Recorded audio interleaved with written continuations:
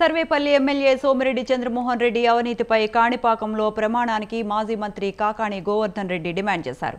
Aurobindo company వారి 5 కోట్ల రూపాయల డిమాండ్ చేయటంతో పాటు అక్రమ లేఅవుట్లు, ఇరిగేషన్ పనుల్లో అవినీతికి పాల్పడ్డారన్నారు. గతంలో చేసిన వ్యాఖ్యలకు కట్టుబడి ఉన్నానని అన్నారు. కాణిపాకంలో ప్రమాణం చేయకుంటే అవినీతికి పాల్పడ్డట్లు భావించాల్సి వస్తుందని కాకాణి అన్నారు. అరవిందో వాళ్ళని తిట్టడానికి వెళితే చంద్రమోహన్ బాగలేదు, నీ క్రెడిబిలిటీ, ఒకసారి నువ్వు కాణిపాకం దాకా పోయి ఆ గోవర్ధన్ రెడ్డి చెప్పినట్టుగా ప్రమాణం చేసేసామని వచ్చేసి మాట్లాడని చెప్తే బాగుంటుంది. పద్ధతి అది. ఎందుకంటే నీకు ఆ మాట్లాడేటువంటి మాటలకు విలువ ఉంటుంది.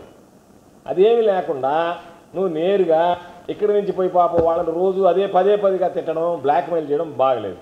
రెండో మాట చెప్తున్నా, ఈరోజు చంద్రబాబు నాయుడు గారికి చిత్తశుద్ధి ఉంటే ఎన్నికలకు ముందు నీ వాట్సాప్ కాల్ కూడా ఇప్పుడు మామూలుగా డీటెయిల్స్ వస్తాయి, ఎవరెవరికి ఫోన్ చేశారు. నీ వరకు నువ్వు అర్థం చేసుకో.